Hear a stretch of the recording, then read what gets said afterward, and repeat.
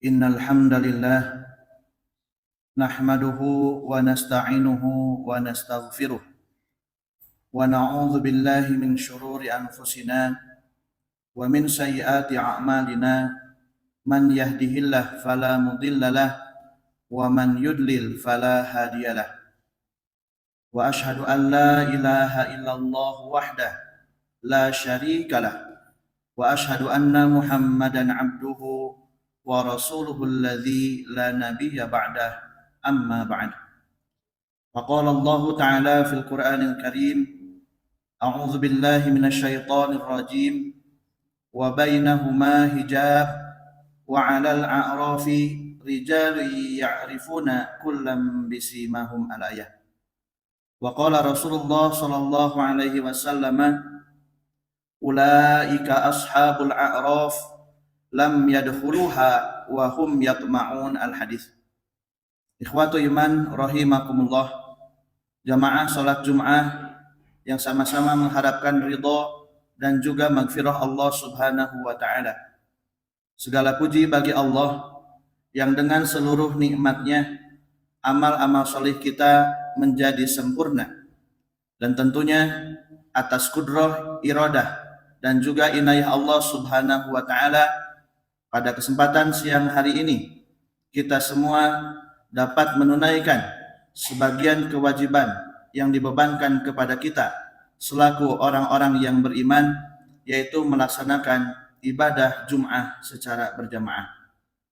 Yang mudah-mudahan dengan hadirnya kita pada siang hari ini tentunya didorong niat ikhlas karena Allah Subhanahu wa taala tercatat di hadapan Allah sebagai amalan sholihan.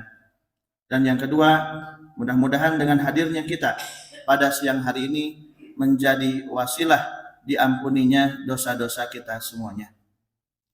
Ikhwatu iman rahimakumullah, salah satu kata yang terdapat di dalam Al-Quran yang diulang sebanyak 73 kali yaitu kata ashabun, jamak dari kata sohibun, yang akar katanya berasal dari kata sahabat. Allah Subhanahu wa taala tentunya ketika menyebut kata ashabun ini dirangkaikan dengan berbagai persoalan yang terjadi sesuai dengan konteks ayatnya. Dari ayat yang tadi saya baca di muqaddimah, tepatnya di surah Al-A'raf ayat ke-46, maka di ayat tersebut dikisahkan tentang golongan-golongan orang yang nanti akan mendapatkan hisaban di yaumil akhir yang diberi nama dengan Ashabul A'raf. Ikhwatu iman rahimakumullah, dalam kitab Lisanul Arab, maka Ibnu Mandzur menjelaskan bahwa akar kata sahabat bermakna dasar al-musahabatu wal murafaqatu, yang artinya adalah menemani, menyertai atau berhubungan secara dekat. Yang akhirnya dari akar kata tersebutlah sehingga terbentuk kata sohibun, yang biasanya diartikan teman atau sahabat atau juga orang yang menyertai. Dan dari kata sohibun itulah berbentuk plural, berbentuk jamak menjadi kata ashabun, yang artinya para sahabat, para pendamping atau orang-orang yang memiliki keterikatan dengan sesuatu. Makanya kata sahib ini tidak terbatas pada pertemanan manusia saja, tetapi bisa juga dikaitkan pada saat misalkan seseorang itu memiliki hubungan dengan suatu tempat, maka disebutlah dalam Al-Quran dengan beberapa sebutan seperti Ashabul Kahfi yang ditidurkan oleh Allah Subhanahu wa taala selama 309 tahun lamanya. Kemudian di surah Al-A'raf ayat ke-46 ini disebutkan tentang Ashabul A'raf.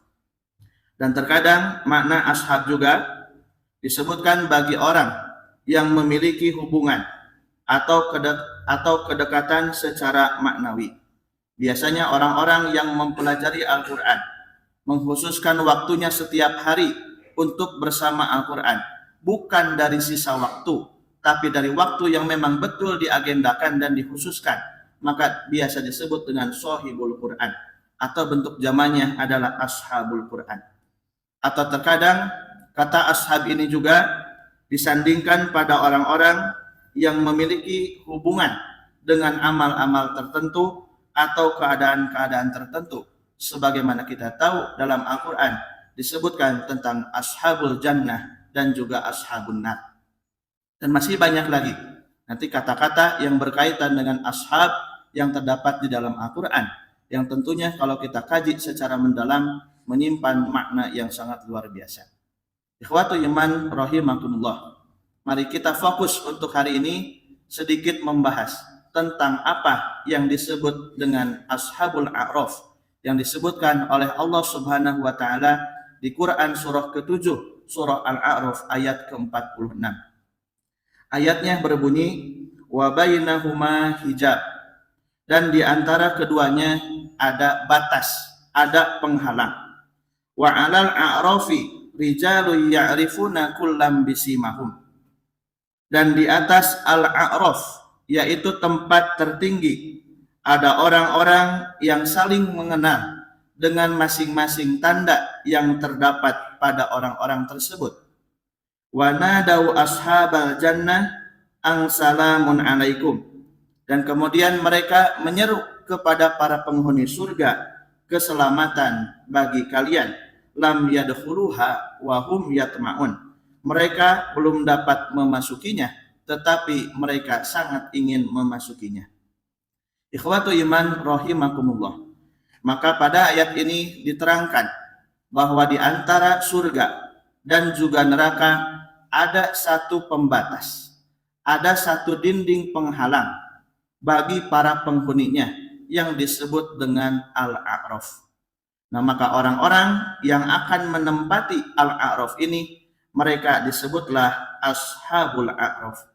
Maka siapa ashabul a'raf ini? Berdasarkan keterangan dari para ahli tafsir, salah satunya Ibnu Katsir. Beliau menyebutkan bahwa al-a'raf itu adalah tempat tinggi yang memisahkan antara surga dan juga neraka. Dan ashabul a'raf adalah orang-orang yang kebaikannya dan keburukannya seimbang, sehingga belum bisa diputuskan apakah mereka akan masuk surga atau mereka akan masuk ke dalam neraka. Maka mereka berdiri di tempat tersebut melihat penghuni surga dan penghuni neraka. Andai kata mereka melihat ke arah kanan dan melihat penghuni surga dengan seluruh kenikmatan yang ada di dalamnya, maka serentak ashabul a'raf ini mengucapkan salamun alaikum, keselamatan bagi kalian. Akan tetapi pada saat ashabul a'raf ini menoleh ke arah kiri dan melihat para penghuni neraka dengan seluruh azab yang diberikan di dalamnya, maka serentak mereka berdoa, Rabbana la taj'alna ma'al qaumiz zalimin. Wahai Rabb kami, mudah-mudahan Engkau tidak menjadikan kami termasuk bagian dari orang-orang yang zalim. Hadirin ikhwatu iman rahimakumullah. Dalam hadis yang lain disebutkan mengenai peristiwa ashabul a'raf ini, sebagaimana hadis yang diriwayatkan oleh Ibnu Jarir dari Ibnu Mas'ud, bahwa Rasulullah Shallallahu Alaihi Wasallam pernah bersabda, "Tudha'ul mawazinu yaumal qiyamah." Diletakkanlah timbangan nanti pada hari kiamat. Fatuzanul hasanatu wassayiat, maka ditimbanglah seluruh amal kebaikan dan seluruh amal keburukan.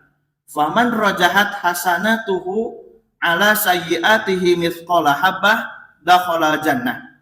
Maka barang siapa yang lebih berat timbangan amal kebaikannya dibanding timbangan amal keburukannya, walaupun sebesar biji sawi, maka ia akan masuk ke dalam surga. Wa man rajahat sayyi'atuhu ala hasanatihi mithqala habbah dakhalan nar. Akan tetapi sebaliknya, barang siapa yang lebih berat timbangan amal keburukannya dibandingkan dengan timbangan amal baiknya, walaupun sebesar biji sawi, maka ia akan masuk ke dalam neraka. Qila, kemudian ditanyakan kepada Nabi, wa manistawat hasanatuhu wasayyi'atuh. Dan bagaimana orang-orang yang ketika ditimbang seimbang antara amal baik dan buruknya?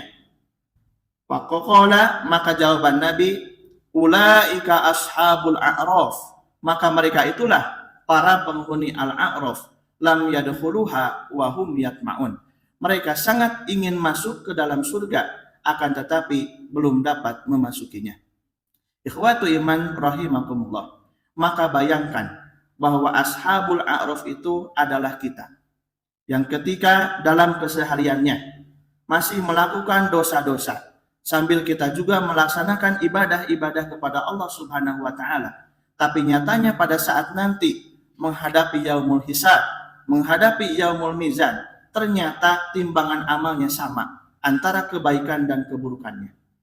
Maka kalau kita merujuk lagi pada ayat yang lain, satu hari di akhirat itu bagaikan 1000 tahun di alam dunia. Fi yaumin kana miqdaruhu alfasanatin mimma ta'udun. Atau dalam ayat yang lain disebutkan fi yaumin kana miqdaruhu khamsina alfasana. Satu hari di akhirat maka bagaikan 50.000 tahun kita hidup di alam dunia. Maka dalam masa-masa penantian itulah 1000 sampai 50.000 tahun kita akan senantiasa berada dalam posisi yang galau, posisi yang khawatir, karena belum tahu tempat kembali kita harus kemana.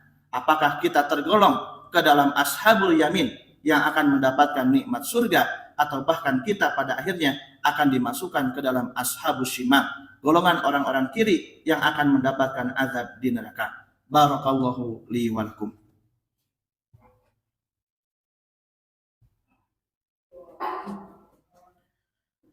Alhamdulillahilladzi hadana li hadza wa ma kunna linahtadiya laula an hadana Allah.